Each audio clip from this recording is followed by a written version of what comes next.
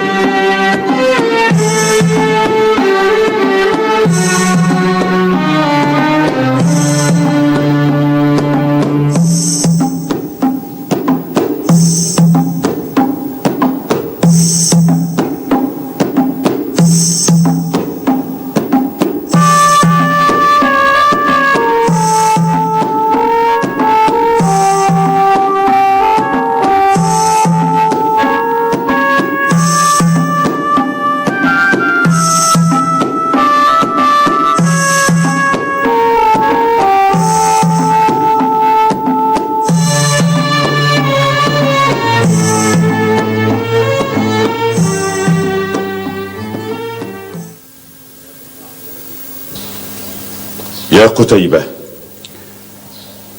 نعم يا سيدي الوالي. أين المارق الخارج على حدود الله؟ يا سيدي الوالي، أود أن أقول. لا تقل شيئا. ولكني لم أخرج على حدود الله، حاشا لله، إنها وشاية كاذب يريد الكيد بي والخلاص مني، فلا تلقى الله بذنبي أيها الوالي يرحمك الله. قلت لك صمتا، فقد شهدت جريمتك عليك وأقر بها قاضي القضاة بعد أن أقر بها أصحابك من التجار وغيرهم من شهود الرؤية. هؤلاء هم المارقون الخارجون على حدود الله. إنها المكيدة والله دبرها خصومي من التجار ليتخلصوا مني ويعبثوا بسوق التجارة كما يحلو لهم. هكذا يكون جزاء من يقف بجانب الحق وللحق.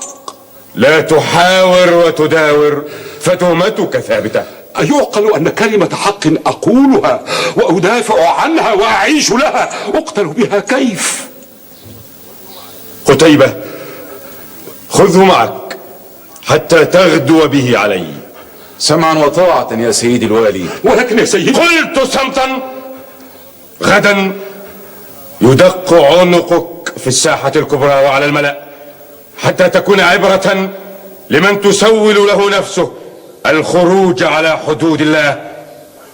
فمن حارب الله قاتله الله. هذا هو العدل. لا لا لا لا لا، متى كان الظلم عدلا؟ متى كان الغدر وفاء؟ إني مظلوم، إني مظلوم، إني مظلوم، إني مظلوم، إني مظلوم، إني مظلوم. قتيبة، إياك أن يفلت منك ويهرب، وإلا قتلتك به. ما رأيك يا قتيبة فيما وصلت إليه من ضر؟ أنا أفعل ما أؤمر به. هل أنا خائن؟ هل أنا من المارقين الخارجين على حدود الله؟ أنا الذي أعبد ربي وأؤدي فرائضه وأقف بجانب المظلوم وأضرب على يد الظالم. أترضى أن يكون هذا جزائي؟ قلت لك أنا أفعل ما أؤمر به. إذا على صوت الباطل على صوت الحق ضاعت الدنيا وضاع الناس.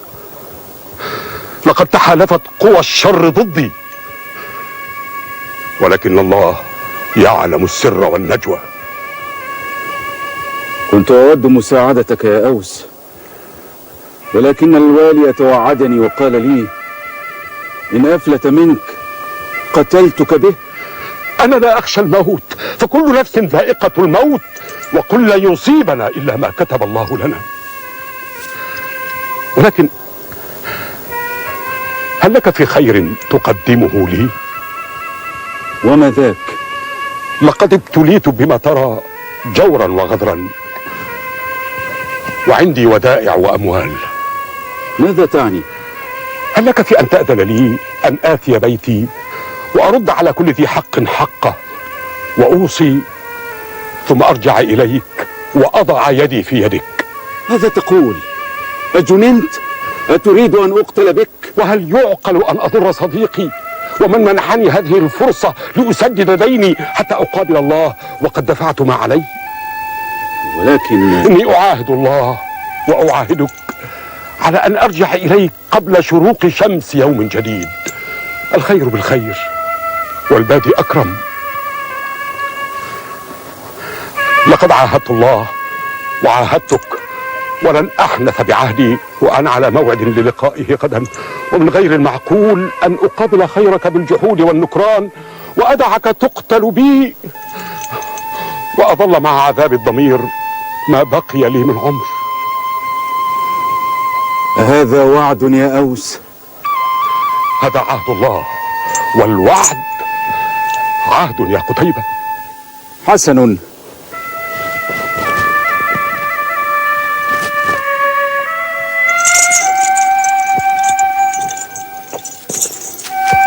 سأنتظرك في داري فجر اليوم.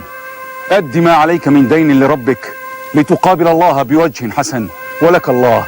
هيا هيا اذهب. لن أنسى لك هذا الصنيع، ولن تندم أبدا على ما فعلت، وسيكون جزاؤك عند الله خيرا إن شاء الله.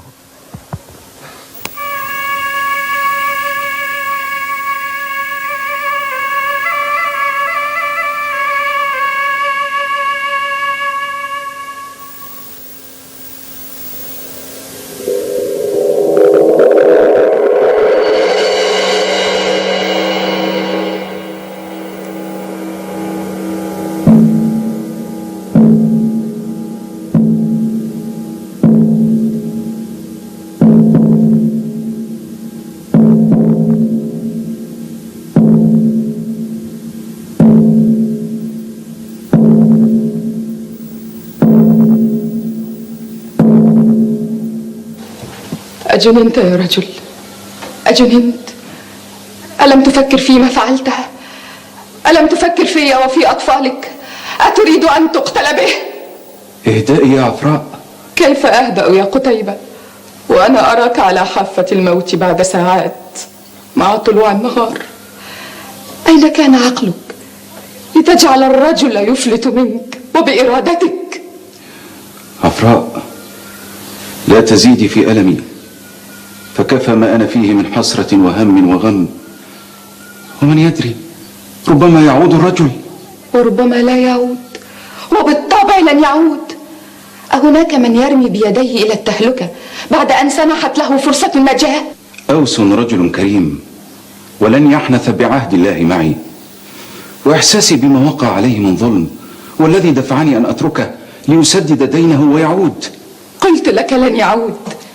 إن ما فعلته هو الحماقة بعينها يا قتيبة.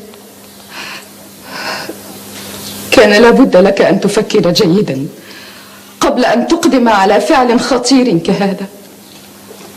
لقد اشترأت على الوالي، والويل لك.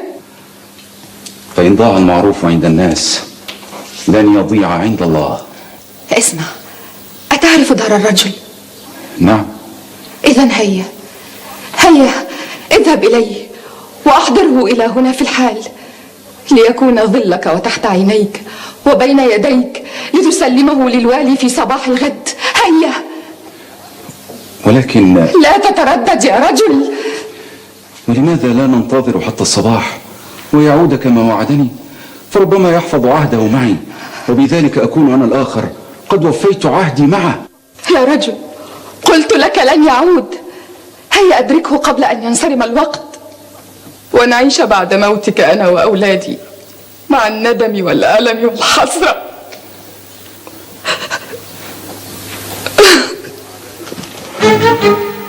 فعلها قتيبة إذن ولم يبال بأمري.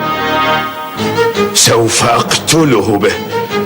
أيها الجند، طوقوا المدينة من كل مكان، أغلقوا أبوابها ومنافذها، وألقوا القبض على أوس بن عامر، وأعلنوا في الناس أن من يأتي به حيا أو ميتا فله مكافأة 10,000 دينار. أما قتيبة فدعوه حتى فجر الغد، وألقوا القبض عليه لكي يقتل بصاحبه في الساحة الكبرى، وغدا لاجترائه علينا وعدم الامتثال لأوامرنا. هيا.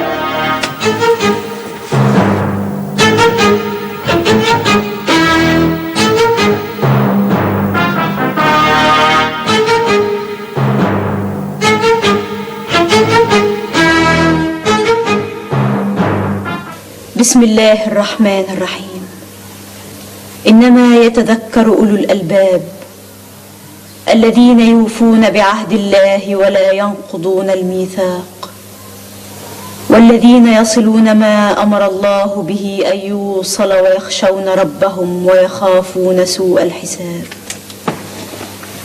والذين صبروا ابتغاء وجه ربهم وأقاموا الصلاة وأنفقوا مما رزقناهم سرا وعلانية، ويدرؤون بالحسنة السيئة، أولئك لهم عقبى الدار، جنات عدن يدخلونها ومن صلح من آبائهم وأزواجهم وذرياتهم،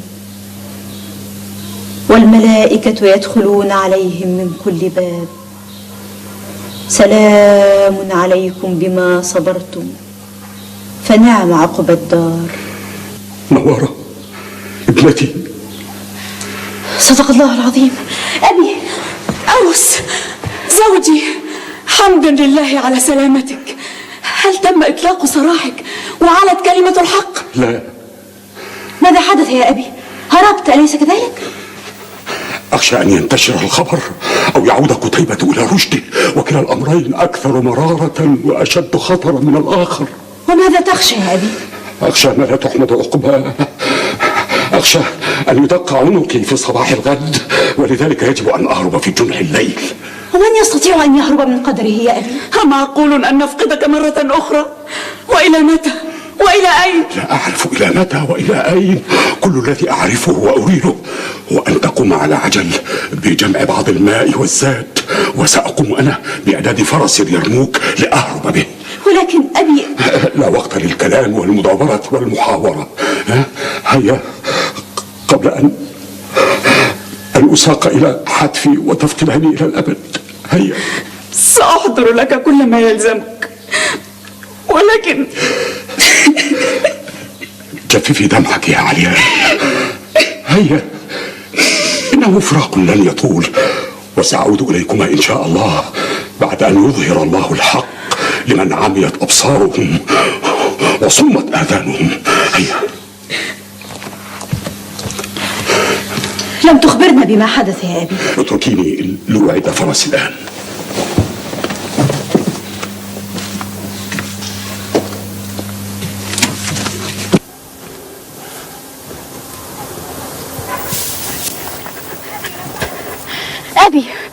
أبي لا تهرب يا أبي.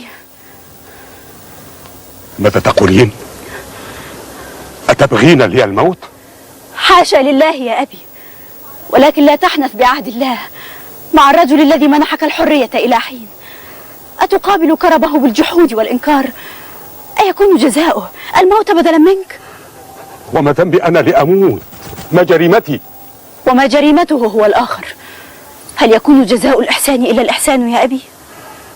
نوارة، إذا قلت في شيء نعم فأتمه، فإن نعم دين على الحر واجبه، وإلا فقل لا تسترح وترح بها، لئلا يقول الناس إنك كاذبه. إنها حياتي، وحياة الآخر وفاء في عنقك. حياتي هي حريتي، وفاؤك هو حريتك. وفائي هو قيدي، موتي. وفاؤك حياة لا تموت. أشدد يديك بمن بلوت وفاء، إن الوفاء من الرجال قليل. أتلقنينني درسا؟ أتظنين أنني طالب علم في حلقة الدرس التي تعقدينها لأطفال الحي؟ أبي، لا تبع دينك بدنياك، وتذكر قول الشاعر: ولقد وعدت وأنت أكرم واعد، لا خير في وعد بغير تمام. نورة، لن أستمع إليك، فاصمتي حتى أغادر هذا المكان، حتى لا أساق إلى الموت بلا جريمة. إذا كانت كلماتي لا تجد صدى لها في نفسك، فأين الله من قلبك؟ الله. بسم الله الرحمن الرحيم. وأوفوا بعهد الله إذا عاهدتم، ولا تنقضوا الأيمان بعد توكيدها، وقد جعلتم الله عليكم كفيلا. صدق الله العظيم، ولكن هل أنسيت أنني بريء، وأنني سأقتل ببراءتي؟ دعيه يا نوارة، لابد أن يهرب حتى يكشف الله هذه الغمة ويعود ليعيش معنا في سلام. رأيتي؟ أماه، أتريدين أن ترمي بأبيك إلى التهلكة؟ نسيت من وهبك الحياة؟ بل لقد نسيتم أنتم من وهبنا جميعا الحياة. اصمتا، إنهم قادمون. لقد أضعنا الوقت في الكلام، وها هم قادمون ليقبضوا علي. أهذا ما تريدين؟ أين الماء والزاد؟ اختبئا حتى نعرف وجهتهم.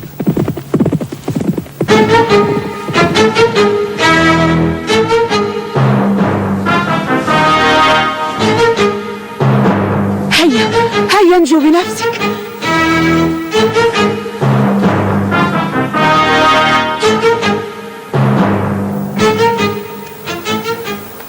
بسم الله الرحمن الرحيم.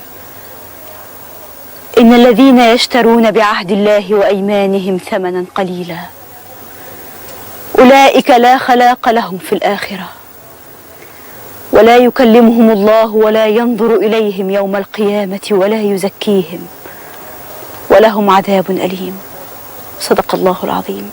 لماذا كلما تقدمت خطوة تشدينني إلى الوراء؟ إيمانك هو الذي يشدك. أبي، أمي، سأضرب لكما مثلا رجلين، حفظ أحدهما عهده مع الله ففاز وانتصر، ونكث الآخر بعهده مع الله فخاب واندثر، وبعد ذلك اختر ما شئت، ولن أفرض عليك رأيا يا أبي، وأعدك بأنني لن أعترض طريقك. سوف أقتلك يا زيد إن لم تعطني الصيد الذي فزت به الآن. الصحراء واسعة أمامك يا عمرو، وبها من الصيد ما يكفي، فلما تصر على سلب الصيد مني؟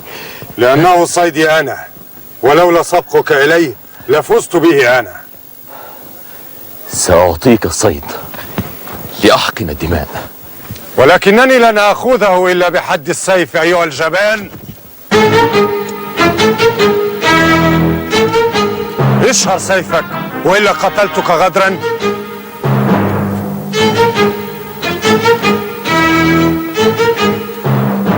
هيا اشهر سيفك أيها الجبان. أنت وشأنك، الله ناصري إن شاء الله. سوف أمزقك بسيفي إربا إربا حتى أصبح أنا الفارس الوحيد والصائد الماهر الذي لا مثيل لي بين قبائل العرب جميعا.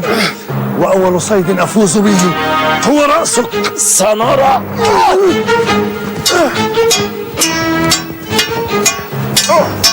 ما هذا؟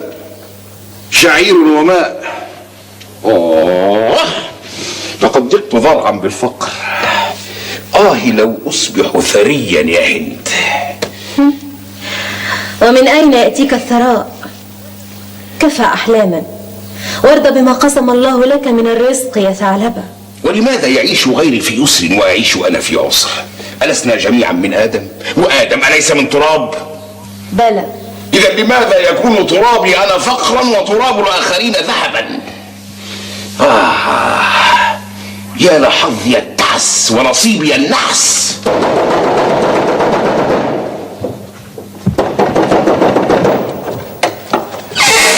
أجرني يا ثعلبة. من؟ زيد بن طلحة، ماذا بك؟ ولماذا تلهث هكذا؟ أجرني يا ثعلبة، أجرني أجرك الله، فقد قتلت عمرو بن حزام. ماذا تقول؟ قتلت عمرو بن حزام فارس بني تغلب؟ إن لم أكن أنا قاتله لكان هو قاتلي. وما شأني أنا؟ أتريد مني وأنا الفقير المعدم أن أقف في وجه تغلب وفرسانها؟ سأبقى عندك حتى المساء، ثم ألوذ بالفرار حتى تهدأ ثائرة قومي. لا، اذهب عني يرحمك الله. فتغلب لها في عنقي أياد بيضاء يجدون علي بين الحين والحين ببعض المال والمؤن، فلا تسد رزقي في وجهي. أترفض إجارتي؟ قلت لك اذهب وشأنك، اذهب وشأنك.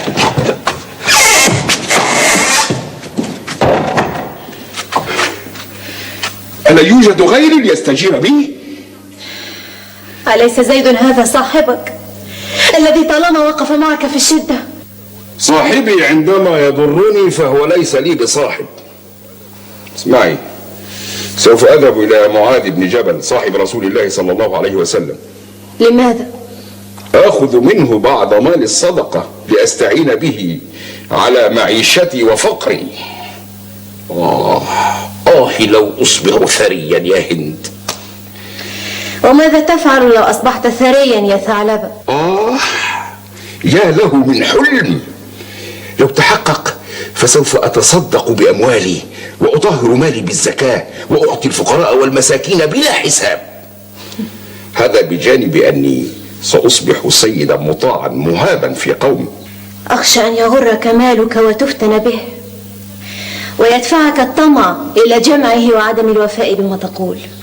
يعلم الله سريرتي يا هند، فلو تحقق لي ما أريد فسوف يكون مالي كله في خدمتي وخدمة أهلي وعشيرتي، بل وفي خدمة المسلمين جميعا. ولكن منذ متى تتحقق الأحلام بالكلام؟ أيقتل ولدي عمرو ولا تعرفون قاتله؟ هيا اذهبوا وابحثوا عنه في كل مكان وأتوني به حيا أو ميتا، ومن يأتي بقاتل ولدي له مكافأة 10,000 درهم، وعندما تعرفون قبيلته سأبيدها هي الأخرى عن آخرها. هيا هيا.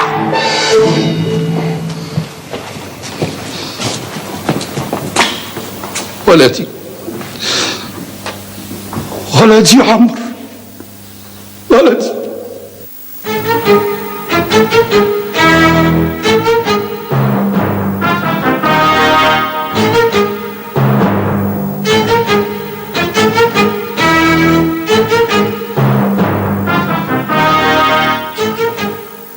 من أنت؟ أنسيتني يا سيدي معاذ بن جبل؟ يا صاحب رسول الله صلى الله عليه وسلم عليه الصلاة والسلام. أنا ثعلبة بن حاطب.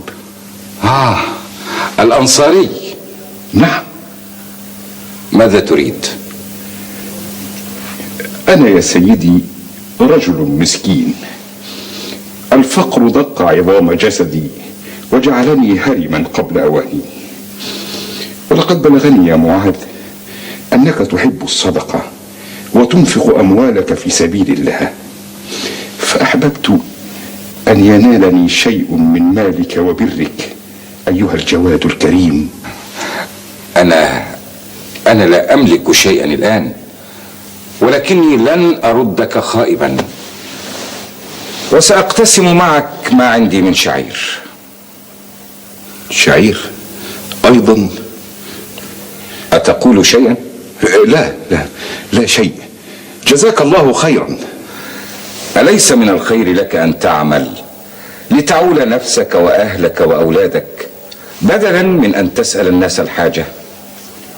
ولكني لا أجيد أي عمل. اعمل أي شيء حتى ولو احتطبت، فلقد سمعت رسول الله صلى الله عليه وسلم يقول عليه الصلاة والسلام: لأن يحتطب أحدكم حزمة على ظهره خير له من أن يسأل أحدا فيعطيه أو يمنعه. صدق رسول الله صلى الله عليه وسلم. عليه الصلاة والسلام. ولكني لا أقوى على العمل، ولي عندك طلب يا معاذ، لو نفذته لي فسوف تحقق لي حلما كبيرا أعيش من أجله. ما هو؟ أريد أن أملك مالا كثيرا لأتصدق به على الفقراء والمساكين. ولكن هذا لن يتأتى لك إلا بالعمل والعرق والكد. اجلس يا ثعلبة، اجلس. يا سيدي، هناك طريق أسهل. ما هو يا ثعلبة؟ ما رأيك لو ذهبت إلى رسول الله صلى الله عليه وسلم عليه الصلاة والسلام لتسأله أن يدعو الله لي بالغنى والثراء؟ خير لك أن تسأل رسول الله صلى الله عليه وسلم أن يدعو لك بشيء خير من المال، أن تجعله مثلا يدعو لك بالقناعة والرزق والعمل الصالح، فهذا خير وأبقى وأحسن جزاء. لا، أنا أريد المال. يبدو أنك حريص على دنياك قبل دينك. اسأله أنت ما دمت حريصا على المال هكذا. أنا أريد المال من أجل الصدقة. حرصي على المال هو حرصي على إنفاقه في سبيل الله، ويعلم الله مكنون قلبي. اذهب أنت إلى رسول الله واطلب منه ما شئت. سأذهب إليه وسأطلب منه الغنى، سأطلب منه أن يدعو الله لي أن أكون أغنى الأغنياء، وسوف أعاهده وأعاهد الله على أني لن أبخل بمال الله على عباد الله.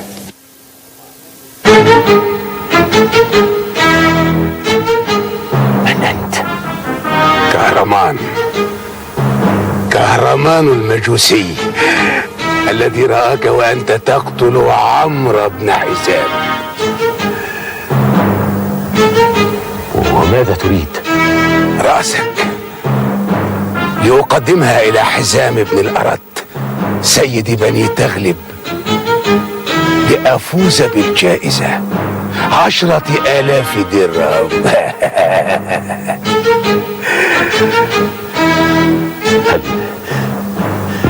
هل لك أن تمهلني حتى أصلي ثم تفعل بي ما تشاء؟ لك ما شئت، ولكن إياك والغدر أو الهرب، فلن تفلت من يدي. أعاهدك أني لن أهرب ولن أغدر بك. هيا افعل ما تشاء، فإنها لحظاتك الأخيرة، ومن واجبي أن ألبي طلبك قبل موتك. الله أكبر.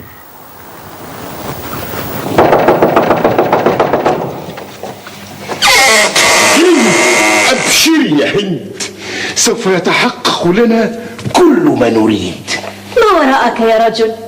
هل أعطاك معاذ بن جبل ما تريد من مال؟ خذي، أخذت منه هذا الصاع من الشعير واقتسمت معه هذا الخبز. ألهذا أنت سعيد ومنشرح؟ لا، بل هناك ما هو خير من ذلك. سأكون غنيا يا هند، سيكون لي من المال ما لا عين رأت ولا أذن سمعت. ومن أين يا ثعلب؟ من رسول الله صلى الله عليه وسلم عليه الصلاة والسلام. وهل سيعطيك النبي مالا؟ لا، بل أعطاني ما هو خير من ذلك. أعطاني شيئا لا ينفد أبدا. دعا لك بالجنة؟ بالجنة؟ دعا لي بالمال، بالثراء، بالغنى. ولن تسأل الناس بعد اليوم؟ ويلك يا هند، بل الناس هم الذين سيسألونني وسيمدون لي أيديهم بالحاجة والسؤال. وتتصدق أنت عليهم بعد أن كنت تطلب الصدقة من بعضهم؟ بالطبع، فسوف أصبح سيد قومي. إذن تصدق أنت بجزء مما أحضرته الآن من خبز وشعير. نعم، وهل أصبحت ثريا بعد؟ اكشف عن سريرتك لله وأخلص نيتك حتى يستجيب الله دعوة نبيه لك بالغنى. إذا كان الأمر كذلك فسوف أتصدق بكل ما أحضرته من عند معاذ بن جبل من خبز وشعير. ولكن لا، سأتصدق بجزء منه فقط، فأنا لم أصبح ثريا بعد. السلام عليكم ورحمة الله وبركاته. السلام عليكم ورحمة الله. استغفر الله الذي لا إله إلا هو الحي القيوم وأتوب إليه. أستطيع أن أمضي معك الآن حيث تشاء يا كهرمان. اسمي كهرمان. لك ما تريد يا كهرمان. شيء غريب وأمر عجيب. ما هو؟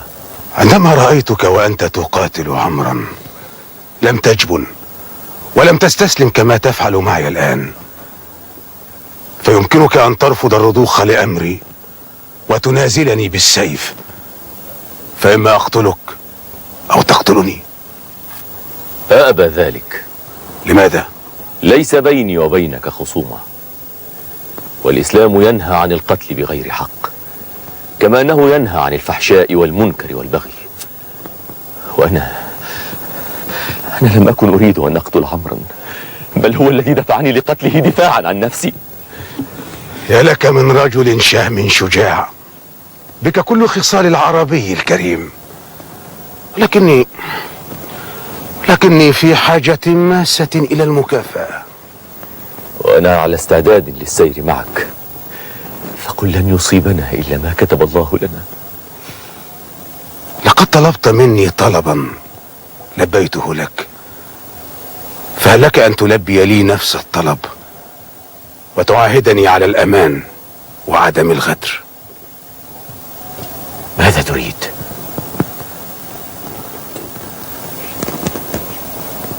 الشمس على وشك المغيب، وهذا وقت الصلاة عند المجوسيين، فعاهدني على ألا تغدر بي وقت صلاتي. أعاهد الله وأعاهدك على عدم الغدر بك والالتزام بوفائي معك. أعطني سيفك. لماذا؟ لأجعلك تحافظ على عهدك معي.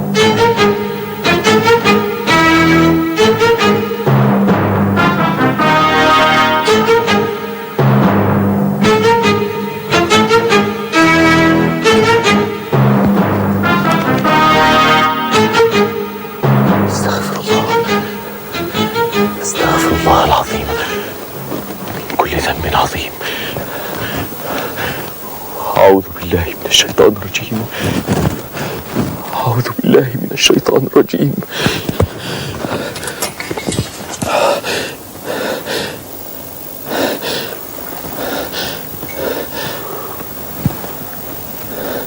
ماذا فعلت؟ لا شيء،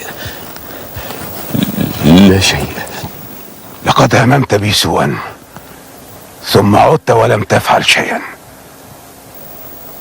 لقد وسوس لي الشيطان أن أقتلك. ولماذا لم تفعل؟ لأنه قد هتف بي هاتف قبل أن ألقي الحجر عليك وقال لي: اتق الله يا زيد. ثم صافح سمعي قول الله تعالى: بسم الله الرحمن الرحيم، وأوفوا بعهد الله إذا عاهدتم ولا تنقضوا الأيمان بعد توكيدها وقد جعلتم الله عليكم كفيلا. صدق الله العظيم. للعام الثاني على التوالي جائزة سمو الشيخ ناصر بن حمد آل خليفة لأفضل مخيم 1000 دينار أسبوعيا لأفضل مخيم حسب المواصفات التالية: أولا الاهتمام بالبيئة، ثانيا فسوف يصر بإسلامك وسأخذ الإذن منه لأهدي قومي إلى الإسلام وأكون شمعة تنير لهم طريق الحق. وفقك الله. متى تنوي الرحيل؟ مع إشراقة شمس الغد إن شاء الله. كيف جعلتموه يفلت من بين أيديكم؟ كيف يا أغبياء يا حمقى؟ هيا أسرعوا إلى منافذ المدينة والحقوا به قبل أن يغرب إلى مكة. هيا. الويل له مني. لابد أن صاحبه الذي كان معه ساعده على الهرب، فما ذنبي أنا؟ يا لك من رجل غبي. هيا اغرب عن وجهي. ضاع المال وأخذت بدلا منه بعض صفعات لا تغني ولا تساعد على الثراء. لو كانت الصفعات بالمال لجعلتك تصفعني حتى نهاية الأجل. قلت لك اغرب عن وجهي.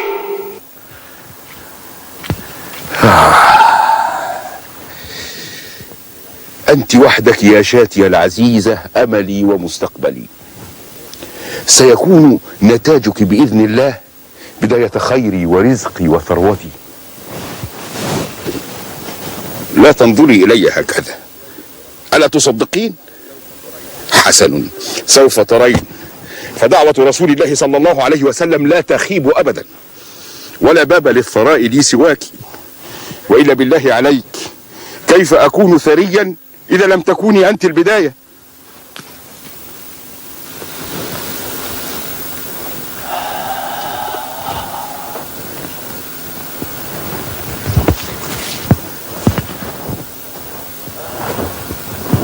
ها هو النهار قد لاح، فلأسرع إلى مكة. أستودعك الله يا أخي. في رعاية الله يا زيد، في رعاية الله.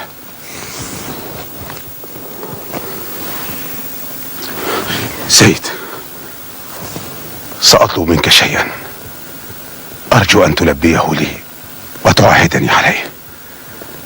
أعاهدك يا صاحبي، ولكن ما هو هذا الشيء؟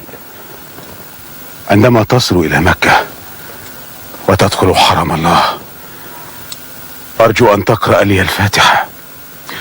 هذا عهد أتمنى أن تفي به وألا تنساه.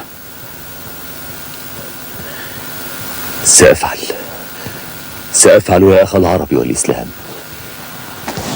سأفعل إن شاء الله.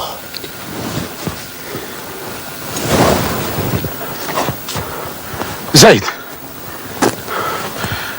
سأدلك على طريق مهجور تصل منه إلى مكة، فربما يكون رجال حزام بن الأرت يتربصون بك على مدخل المدينة. انتظر يا زيد، سآتي معك لأدلك عليه. هيا.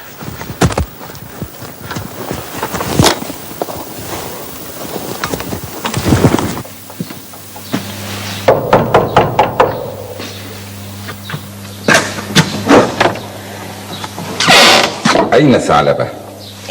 خرج لبعض شأنه. ماذا أقول له عندما يعود؟ لا شيء، لا شيء، إنما جئت لأطمئن عليه. هو بخير الحمد لله.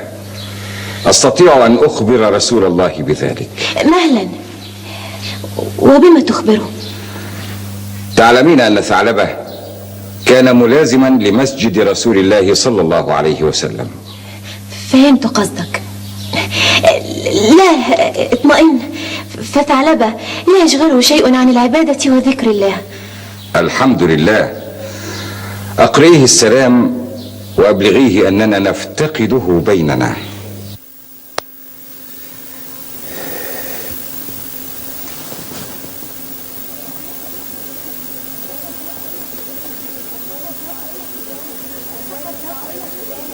لقد ضاقت الخزانة بالأموال الطائلة التي فيها. خذي هذا المال وضعيه في الخزانة، وسوف أفتح حجرة سرية سردابا تحت الأرض وأملأه بالمال. السلام عليكم ورحمة الله وبركاته. عليكم السلام ورحمة الله وبركاته. أين ثعلبة؟ أصبح لا يواظب على الصلاة يا معاذ، فهو مشغول بأغنامه وأنعامه. اللهم لا حول ولا قوة إلا بالله. ألا تنصحه يا معاذ قبل أن يفوت الأوان؟ سأفعل إن شاء الله، سأفعل. أهلا أهلا بصاحبي وصاحب رسول الله صلى الله عليه وسلم. عليه الصلاة والسلام. لعلك لم تنس دعاءه لك. وكيف أنسى وقد دعا لي فاستجاب الله دعاءه صلى الله عليه وسلم. أتصدق أنني بدأت بشاة عشراء واحدة فأنتجت 3 بطون، بكل بطن زوج من الغنم. تكاثر غريب. لا غرابة في الأمر، فدعاء الرسول يستجاب، وأنا أوليها بالعناية والرعاية حتى أصبحت كما ترى ويرى الناس، والفضل كله لك يا معاذ. ألست أنت الذي أشرت علي أن أذهب إلى رسول الله صلى الله عليه وسلم وأجعله يدعو لي بالغنى؟ الفضل لله وحده. ونعم بالله. ماذا أصابك يا ثعلبة؟ ما عدت أراك تصلي في المسجد كعادتك ودأبك. معذرة يا معاذ، لقد تركت بيتي الفقير، أقصد الصغير، تركته في قلب المدينة واتخذت بدلا منه منزلا أوسع وأرحب في هذه الضاحية كما ترى. ولماذا لم تأخذ منزلا واسعا في قلب المدينة لتصبح قريبا من مسجد الرسول صلى الله عليه وسلم؟ عليه الصلاة والسلام كان بودي هذا يا معاذ، ولكن كثرت غنمي وإبلي فخشيت أن تضيق بها أزقة المدينة ويتضرر الناس منها. والصلاة؟ إني أشهد صلاة الجمعة. غدا تنسى الجمعة هي الأخرى. حاشا لله. اسمع، أتريد بعض المال لتستعين به على قضاء حوائجك؟ أنا أخذت منك كثيرا في الماضي، وربما تكون في حاجة إلى شيء منه الآن. خذ، فأنا غني وأملك الكثير. قبحك الله، ما بي حاجة إلى غناك. انتظر يا معاذ. اغرب عن وجهي يا من عاهد الله على الخير ونكث عهده مع الخير.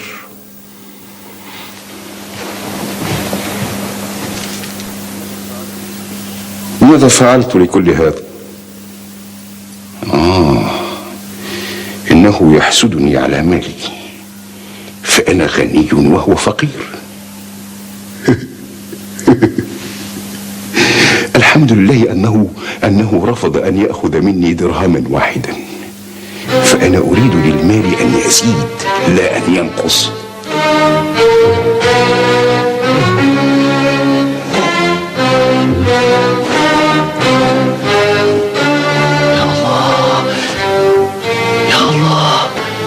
ماذا بك يا رجل؟ كهرمان،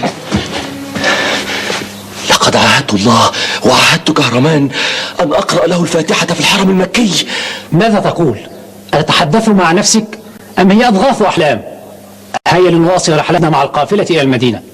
لا، لن أعود معكم قبل أن أؤدي الأمانة وأبلغ الرسالة. ماذا تعني؟ سأمتطي جوادي وأعود إلى مكة.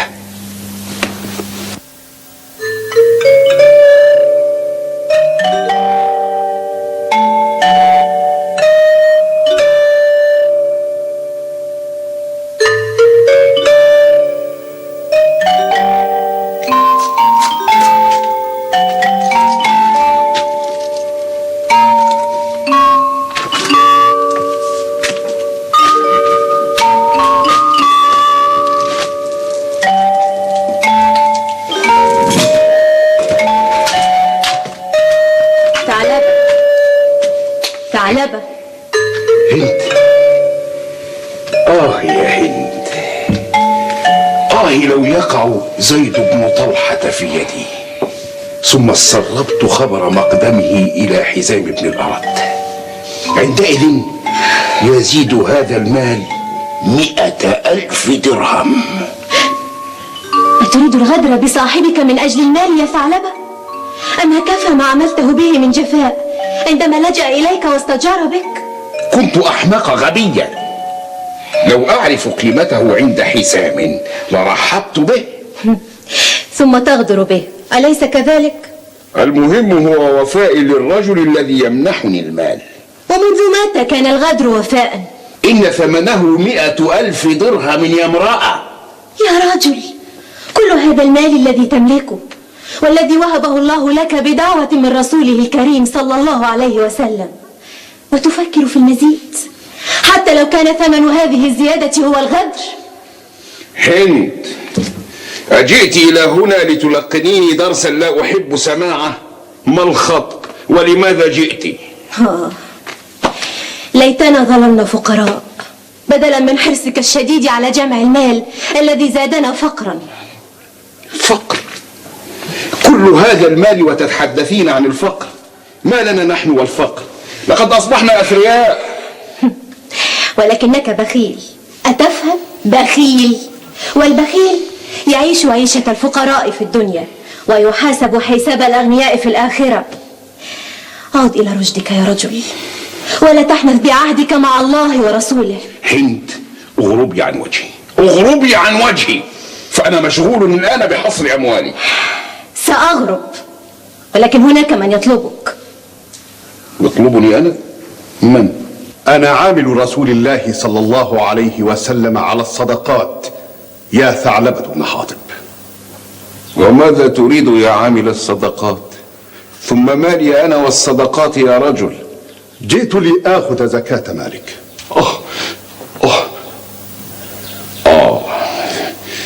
أنا لا أعرفك، ربما تكون لصا. ثعلبة، هذا هو كتاب رسول الله إليك، فاطلع عليه.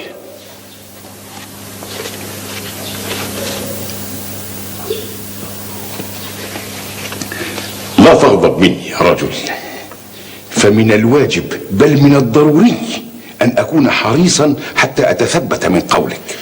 أريد منك أن تساعدني في حصر أموالك حتى نستطيع أن نخرج الزكاة المفروضة كما جاء في كتاب الله عز وجل، وكما أخبر به رسوله الكريم صلى الله عليه وسلم في كتابه. اسمع، يبدو أنك رجل طيب. اذهب إلى رسول الله وأخبره أنك بحثت عني فلم تجدني في داري. قبحك الله وقبح فعلك، لبئس الرجل أنت. ماذا قلت لتغضب هكذا؟ أتريد مني أن أكذب على رسول الله صلى الله عليه وسلم؟ أبلغ بك الجحود والنكران أن تنسى عهد الله الذي أبرمته مع رسوله الكريم؟ ألم تطلب منه يا رجل أن يدعو الله لك بالغنى ووعدته بأن تتصدق بالأموال على الفقراء والمساكين؟ بلى. والآن لا تريد أن تدفع زكاة مالك التي هي حق للفقراء في أموال الأغنياء. والله لا أدري كيف تفرض الزكاة على المسلمين. لا أرى في هذه إلا أختا للجزية. قبحك الله، ماذا قلت؟ والله لأبلغنها إلى رسول الله صلى الله عليه وسلم. لا أرجوك، إياك أن تفعل. والله لأفعلنها يا منافق.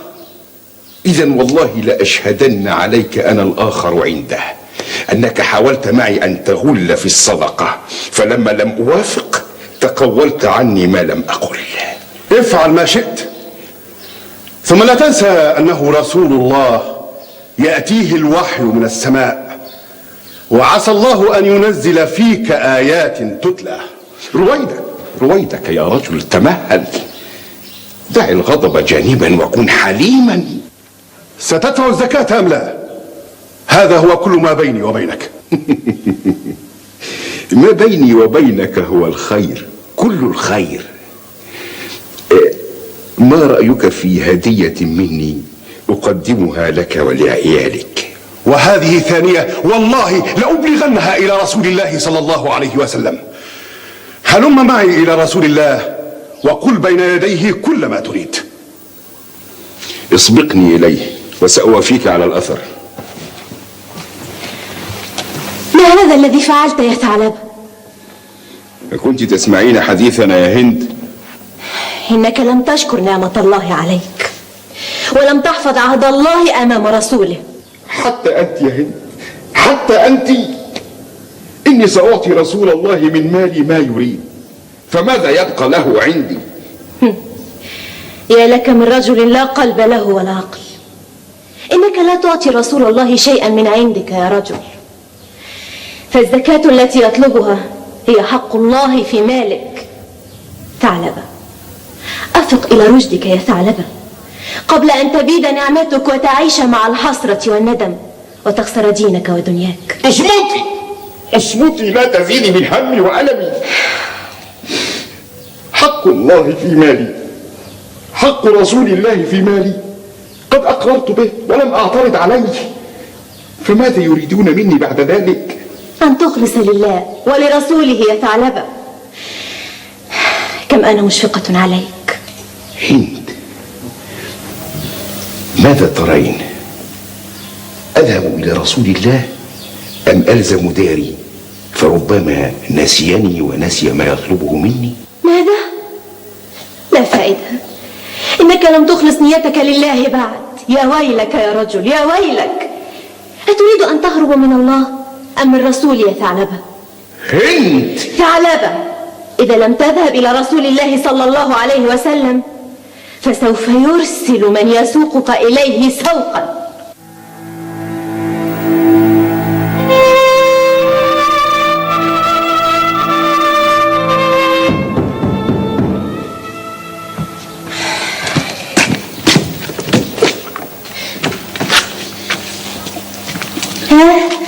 ماذا فعلت يا ثعلبة؟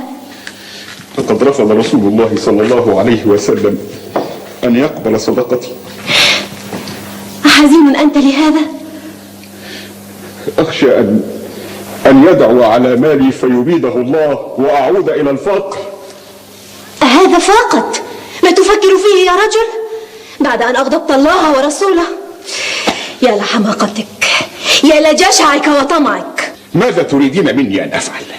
لقد رفض صدقتي، قال إن الله لن يقبلها مني. هيا معي إذن لمعاذ بن جبل ليتحدث مع رسول الله صلى الله عليه وسلم، لعله يقبل الصدقة منك. هيا. المهم هو أن تخلص نيتك لله، وإلا فيا لعاقبة ما سوف تلقاه في دنياك وأخراك. هيا. حمدا لله على سلامتك يا زيد. سلمك الله من كل شر يا كهرمان، كم أنا مشتاق إليك. وأنا أيضا يا أخ العرب والإسلام، حول كامل ولم أرك. اجلس واسترح. سأعد لك الطعام في التو. كنت على ثقة تامة في الله أني سأجدك هنا. مرحبا بك يا أخي. عندما تركتك قابلت رسول الله صلى الله عليه وسلم، عليه الصلاة والسلام. كم أنا مشتاق إليك يا حبيب الله. وقد سر بإسلامي كما قلت لي، وأذن لي أن أنشر دين الله بين قومي، وقد هدى الله أكثرهم إلى الإسلام. الحمد لله والشكر لله. ما أخبار حزام بن الأرت؟ أما يزال يبحث عني؟ يعيش مع الألم والحزن والانتقام، ولا يفكر إلا في شيء واحد: قتلك والأخذ بثأر ولده. وقد رفض أن يتقبل العزاء فيه إلا بعد موتك، ولكن الله حافظك إن شاء الله.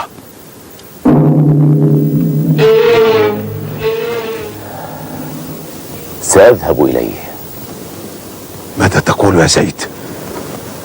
أترمي بنفسك إلى التهلكة؟ أتذهب إلى الموت بقدميك؟ قل لن يصيبنا إلا ما كتب الله لنا.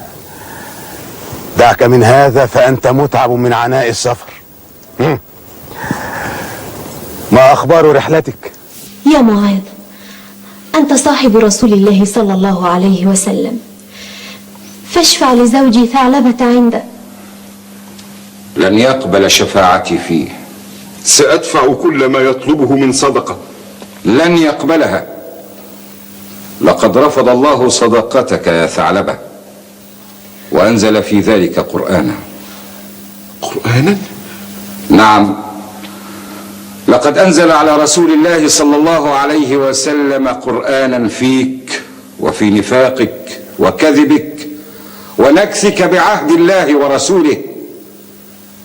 فقد قال عز وجل: بسم الله الرحمن الرحيم: ومنهم من عاهد الله لئن آتانا من فضله لنصدقن ولنكونن من الصالحين، فلما آتاهم من فضله بخلوا به وتولوا وهم معرضون،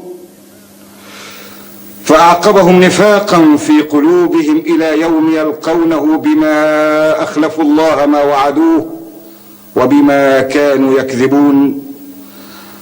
ألم يعلموا أن الله يعلم سرهم ونجواهم وأن الله علام الغيوب؟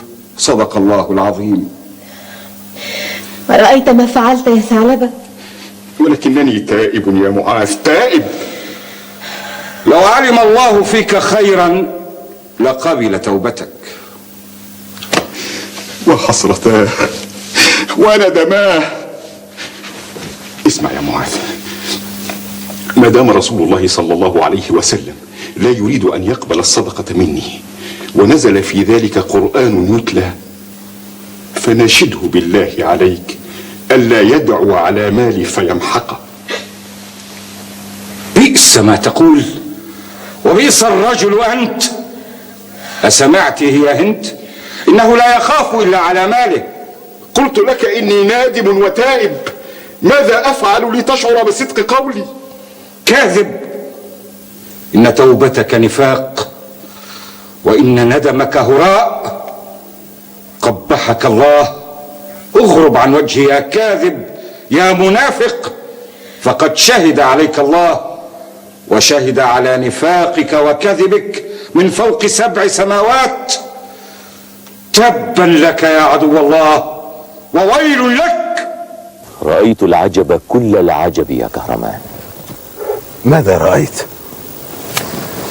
كنت قد نسيت أن أقرأ لك الفاتحة في الحرم المكي الشريف، وتذكرت ذلك أثناء عودتي إلى هنا، فتخلفت عن الركض ورجعت إلى مكة. وهناك أخذتني سنة من النوم بعد أن وفيت بعهدي وأتممت مهمتي وقرأت لك الفاتحة. وبعد رأيت رسول الله صلى الله عليه وسلم عليه الصلاة والسلام. رأيته في منامي وهو يرحب بي ويقول: مرحبا بك يا أبا الوفاء. فقلت له: إن اسمي زيد.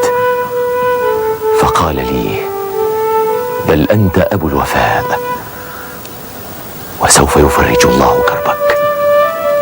صلاة الله وسلامه عليك يا رسول الله. الصلاة والسلام. إنه الفرج يا زيد، إنه الفرج. هيا اذهب إلى رسول الله صلى الله عليه وسلم وأخبره بخبرك، وافعل ما يأمرك به. إنه الخير كل الخير إن شاء الله.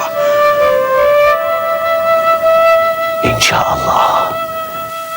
يا ناس، يا أهل مكة، تحدثوا معه ليقبل صدقتي.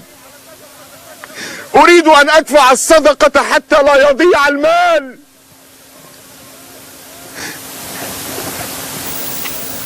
أنت 100,000 درهم. دعني وشأني أيها الجاحد الذي أغضب الله ورسوله. 100,000 درهم. أما زلت تريد المال؟ أريد أن أدفع صدقتي حتى لا يضيع المال، فلأضحي بجزء منه وليبقى الجزء الأكبر. لن يقبل الله منك صدقة. ولماذا؟ لأنك منافق مخادع، قد نكثت عهدك مع الله ورسوله. أنا لن أتركك. هيا اذهب أمامي لأسلمك إلى حزام بن الأرط وأفوز بالمكافأة 100,000 درهم. قلت لك دعني وشأني. لقد أمرني رسول الله صلى الله عليه وسلم أن أذهب إليه بنفسي، ولي الله سواء كنت حيا أو ميتا.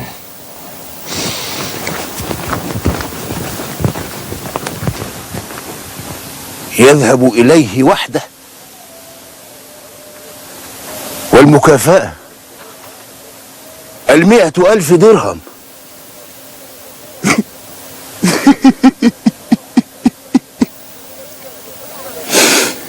لقد ذهبت المكافأة وضاعت 100,000 درهم من بين يدي. يا ناس، يا ناس، أريد أن أدفع صدقتي. يا ناس. أنت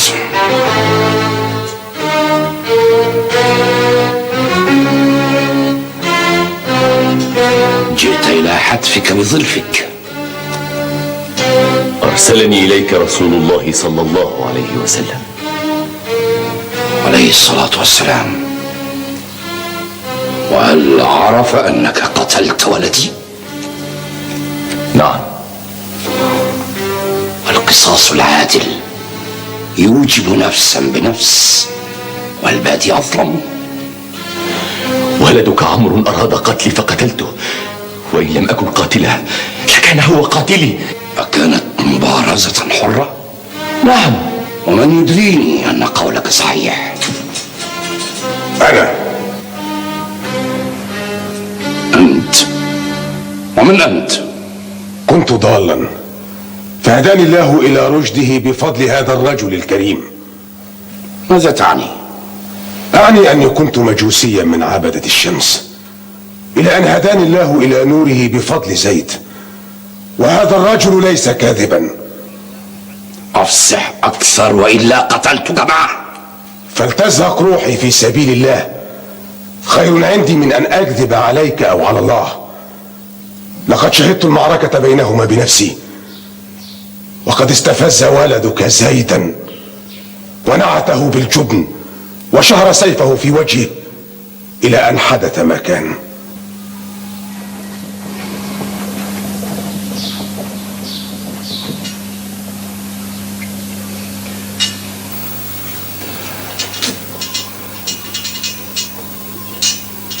اقتلني يا سيدي إن شئت، فقد وعدني رسول الله صلى الله عليه وسلم خيرا، وهو وعد من الله، ووعد الله حق.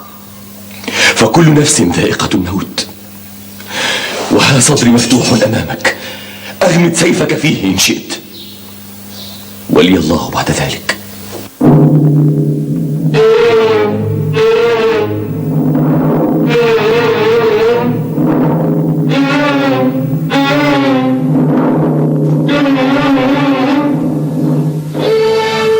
اضرب عن وجهي.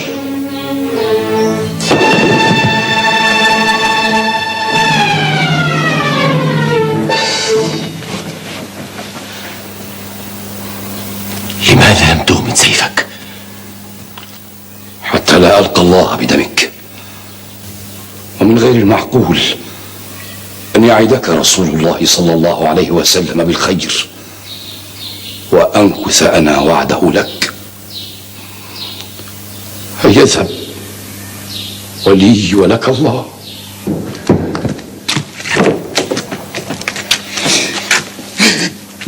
ماذا فعلت يا ثعلبة؟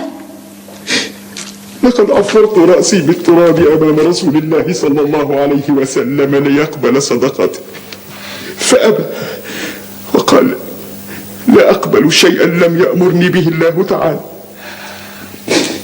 لأنك لم تف بوعدك مع الله فخذلك الله ورسوله. يا ناس، يا أهل مكة، أريد أن أدفع صدقتي. أنا لا أريد المال، أريد عفو الله. أنا لا أريد المال، أريد عفو الله. هذا هو مال الصدقة. من يحمله عني إلى رسول الله صلى الله عليه وسلم؟ من يا قوم؟ من يا قوم؟ أنت؟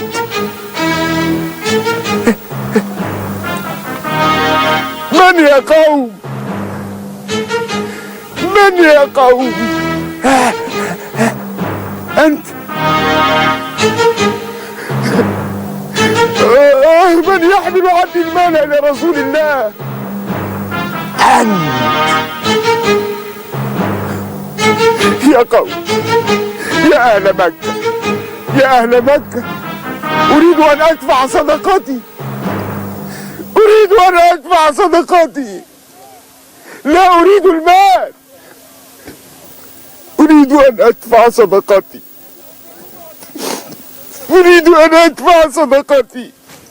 ورفض رسول الله صلى الله عليه وسلم قبول صدقة ثعلبة طيلة حياته، وحاول ثعلبة أن يدفعها لأبي بكر الصديق بعد وفاة الرسول الكريم، ولكنه رفضها أيضا وقال: لن أفعل ما دام رسول الله صلى الله عليه وسلم لم يقبلها، فلن أقبلها أنا أيضا.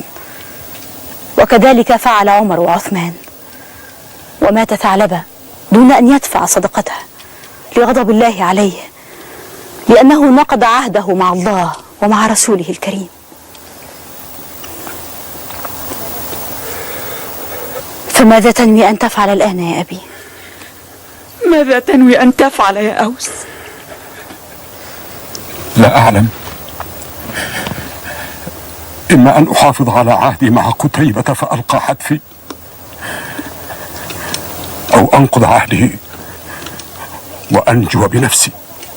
لا يا أبي، لا تنقض عهدك ولا تغضب الله منك.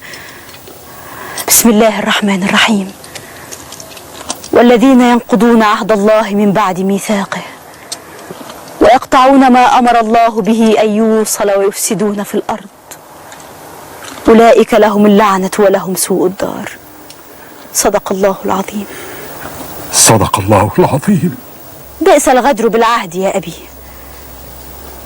غدرت بأمر كنت أنت جذبتنا إليه، وبئس الشيمة الغدر بالعهد. نوارة ابنتي، والله إن في كلامك لحلاوة تنفذ إلى القلب، ولكن الدنيا، تالله لو كانت الدنيا بأجمعها تبقى علينا ويأتي رزقها رغدا ما كان في حق حر أن يذل لها، فكيف وهي متاع يضمحل غدا. بارك الله فيك يا ابنتي. وما أغزر علمك يا نوار. والآن يا أبي، بعد أن ضربت لك مثل الرجلين، أتريد أن تسلك طريق ثعلبة أم طريق زيد؟ لا هذا ولا ذاك. وأي طريق ستسلك؟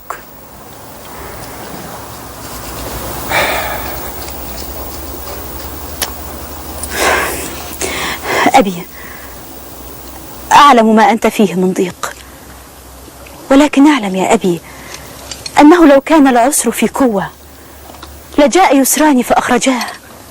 وقد قال الشاعر في ذلك: إنا روينا عن النبي رسول الله فيما أفيد عن أدبه، لو دخل العسر قوة لأتى يسران فاستخرجاه من ثقبه. أبي، إلى أين؟ اتركي أباك وشأنه، فهو أبصر بشؤونه منك. أبي، قبل أن تغادر هذا المكان أريد أن أذكر لك شيئا أخيرا، ولك بعد ذلك أن تفعل ما تريد. ما هو؟ أريد أن أذكرك بقول الله تعالى: بسم الله الرحمن الرحيم، ومن يتق الله يجعل له مخرجا ويرزقه من حيث لا يحتسب ومن يتوكل على الله فهو حسبه إن الله بالغ أمره قد جعل الله لكل شيء قدرا. صدق الله العظيم.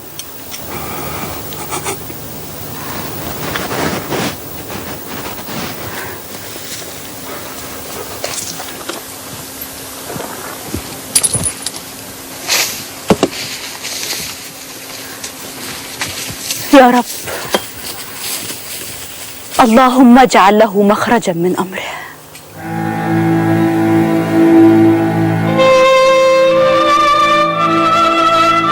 لابد أن أهرب، لن أدع نفسي للموت، لن أسمع إلا صوت نفسي.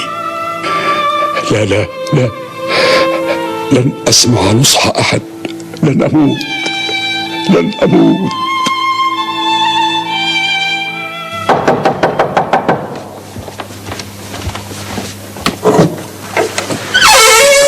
أنتما مساء، أين أوس؟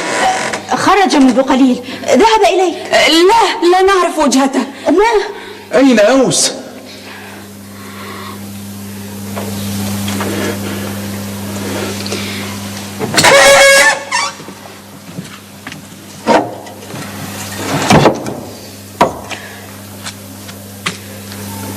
لماذا يا أبي؟ لماذا تلوذ بالفرار بعد كل ما قلته لك؟ من يستطيع أن يهرب من قدره؟ اللهم اهده إلى الخير يا رب العالمين.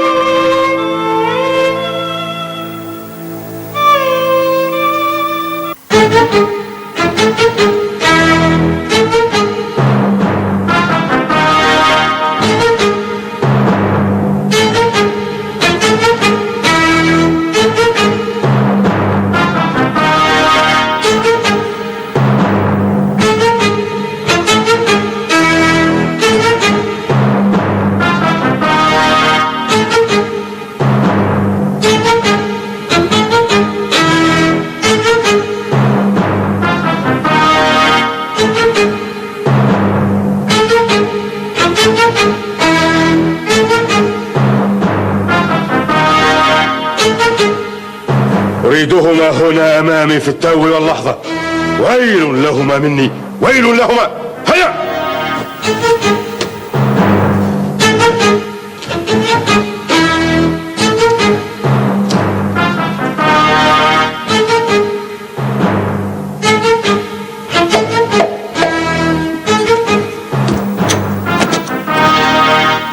قتيبة،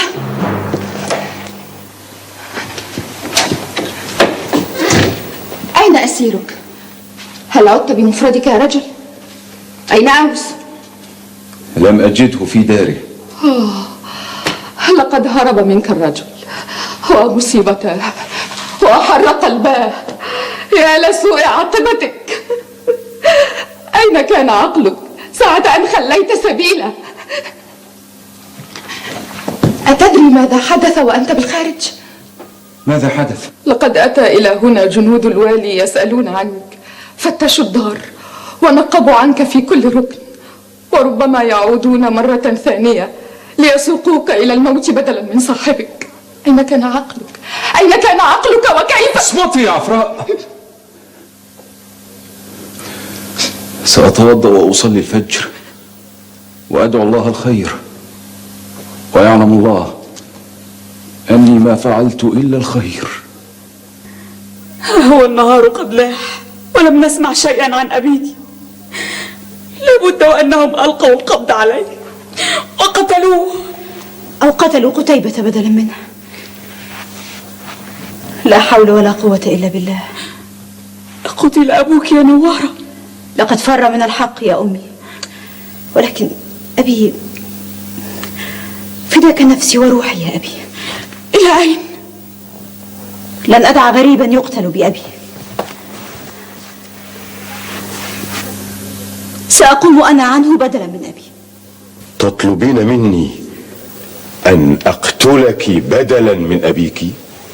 نعم، فأنا وقلبي وروحي فداء لأبي. هذا شيء عظيم يا ابنتي، ولكني لا أريد أن أقابل ربي بدمك. وتريد أن تقابله بدم أبي؟ نعم، لأنه تجاسر على الحق بدون وجه حق. أبي بريء من التهمة الموجهة إليه.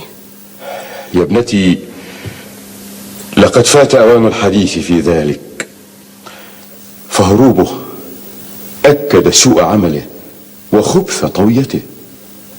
أبي هرب من الموت المنتظر. سأقتل قتيبة بدلا منه. اقتلني أنا بدلا منهما. لا، اذهبي إلى بيتك يا ابنتي، فلن آخذ البريء بالمذنب.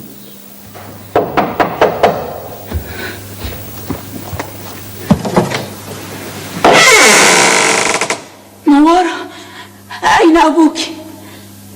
مات؟ لا، ولكن لا أحد يعلم مكانه إلا الله.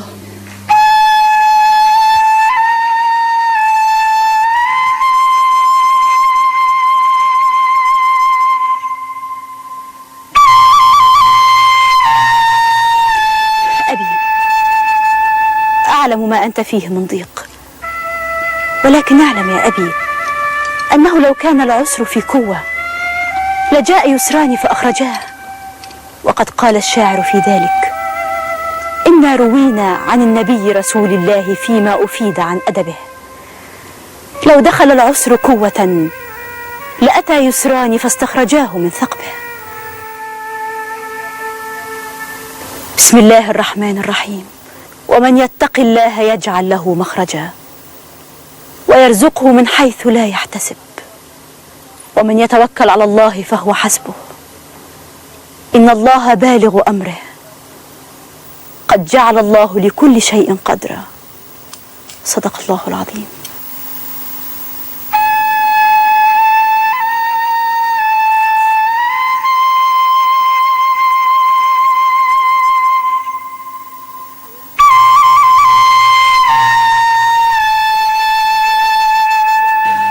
أيعقل أن تضيع مني وأنت بين يدي؟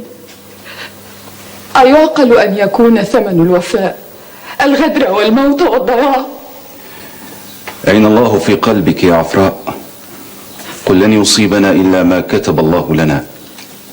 لقد زرعت خيرا، فإن لم أحصده خيرا في الدنيا حصدته في الآخرة، والآخرة خير وأبقى يا زوجتي الحنون. قتيبة،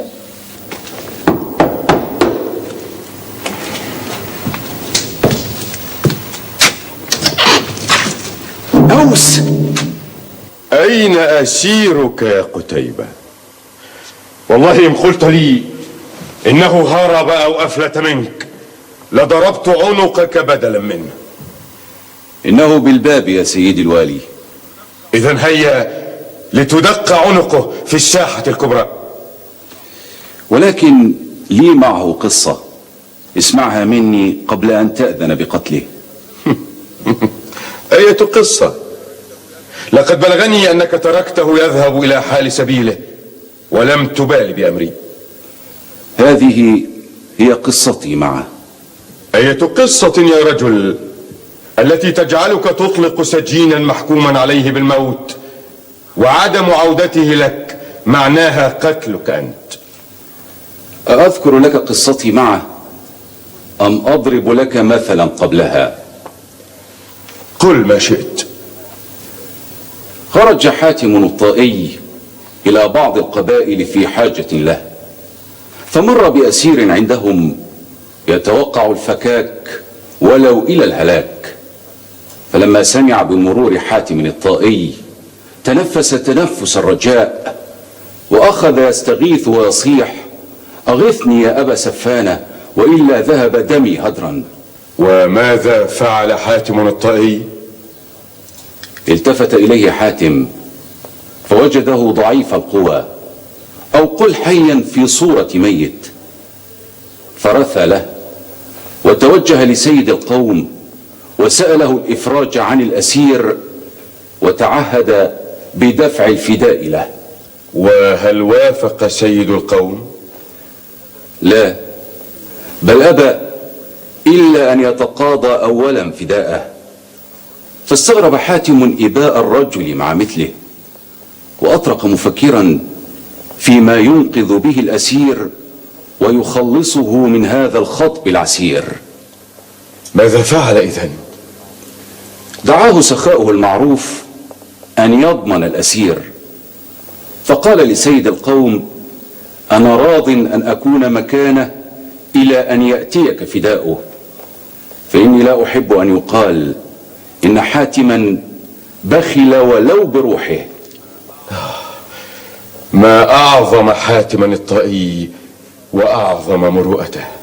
لذلك عندما رأى الرجل مروءته هذه قال: بوركت يا أخا طيء، طالما سمعت بجودك حتى شاهدته عيانا وكفى بذلك برهانا، فإني تحققت الآن أنك جدير بأن تسترق رقاب الأحرار وتملك على جميع القرى والأمصار، إذ لم أجد لك في الدنيا من نظير، فاذهب بمن تفتديه أيها الأمير، دمت جارا لكل مستجير. وبعد؟ فانصرف حاتم وبيده مفديه، حتى إذا وصل إلى بعض مفارق الطريق قال له: التحق بقومك وارجع إلى أمك كي تقر عينها ولا تحزن. فقال له مفديه: إن جميلك هذا قد أنبت في صميم قلبي شجرة لن تزال تثمر الشكر الطيب، أهديه إليك ما دمت حيا. عظيم عظيم، يا لعظمة حاتم. الأعظم منه يا مولاي رد حاتم عليه قائلا: دع القول، فإن المسرة بالخير لفاعله أكثر منها لقابله. ثم ودعه ولسان حاله يقول: إذا مر بي يوم ولم أتخذ يدا ولم أستفد فخرا فما ذاك من عمري.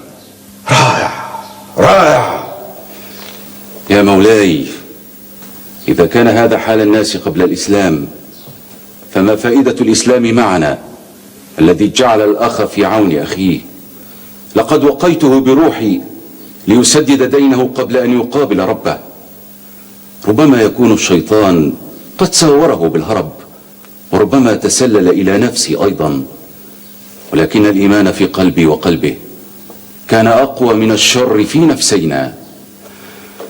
وأستطيع الآن أن أقص عليك كل شيء كما حدث.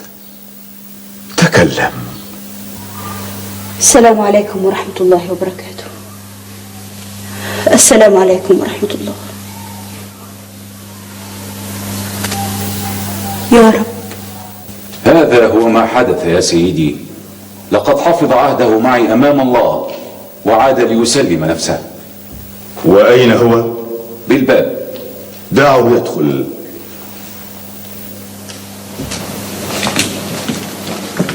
السلام عليكم ورحمة الله وبركاته. وعليك سلام الله ورحمته وبركاته يا أوس. لماذا عدت إلينا يا أوس وقد دفعك قتيبة لتلوذ بالفرار من الموت؟ فعلت ذلك حتى لا يقال على مر الزمان ضاع الوفاء بين الناس. وأنت يا قتيبة لماذا تركته يذهب منك وقد كان في حوزتك، وعدم عودته إليك يعني قتلك بدلا منه؟ فعلت ذلك حتى لا يقال على مر الزمان ضاعت المروءة بين الناس. وأنا قد عفوت عنك، أتعرفان لماذا؟ لماذا؟ حتى لا يقال على مر الزمان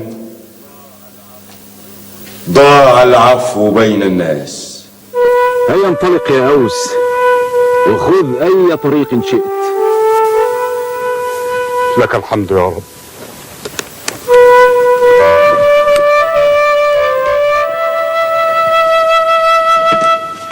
أبي أوس، الحمد لله على سلامتك يا أبي. نوارة، علياء، الحمد لله الذي أنقذ حياتك بوفائك يا أبي. الحمد لله. هو بعد يا قتيبة. رفع بصره إلى السماء وقال: لك الحمد يا رب. وما كلمني بكلمة واحدة ولا قال لي أحسنت أو أسأت. فقلت في نفسي: يبدو أن الفرحة قد أصابته بمس من الجنون.